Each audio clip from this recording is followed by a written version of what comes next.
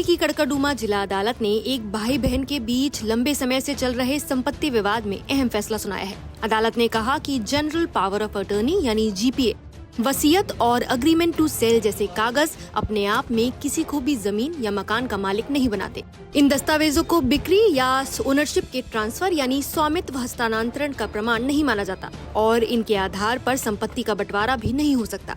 जिला न्यायाधीश आशीष गुप्ता ने सुप्रीम कोर्ट के पुराने फैसले का हवाला देते हुए समझाया कि ऐसे कागज केवल संपत्ति हस्तांतरण अधिनियम की धारा 53A के तहत सीमित हालात में ही मान्य हो सकते हैं, वो भी तभी जब कानून में तय की गई सभी शर्तें पूरी हों, जैसे कि आंशिक क्रियान्वयन यानी सौदे का कुछ हिस्सा अमल हो चुका हो।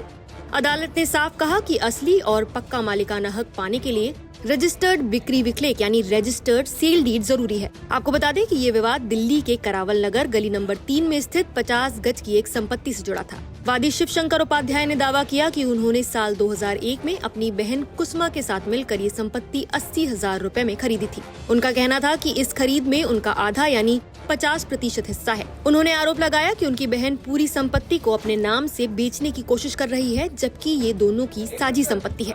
शिवशंकर ने अदालत में जीपीए, वसीयत और अग्रीमेंट टू सेल जैसे कागज दिखाते हुए कहा कि ये उनके मालिकाना हक का सबूत है, लेकिन कुसुमा ने जवाब में कहा कि 2004 से उनके भाई ने इस संपत्ति पर कभी आकर कब्जा नहीं किया और उनका कोई हक नहीं बनता। उन्होंने कहा कि अगर कोई खुद संपत्ति पर कब्जा नहीं रखता और उसके पास रजिस्टर्ड सेल डीड भी नहीं है तो वो मालिकाना हक साबित नहीं कर सकता।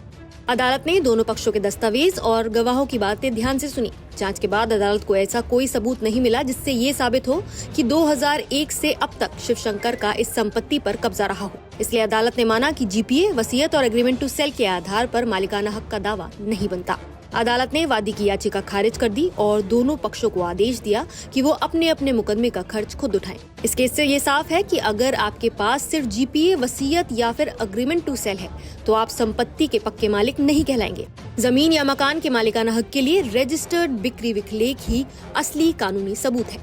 आप इस केस पर क्या राय रखते हैं, हमें कमेंट करके जरूर बताइए। नमस्कार, मैं हूं मानक गुप्ता। अगर आपको हमारा ये वीडियो पसंद आया हो तो इसे लाइक और शेयर जरूर करें और हाँ, हमें सब्सक्राइब और फॉलो करना ना भूलें ताकि आप देश और दुनिया की कोई खबर मिस ना करें। तो जुड़े रहिए हमारे साथ और देखते रहिए न्यूज़ 24।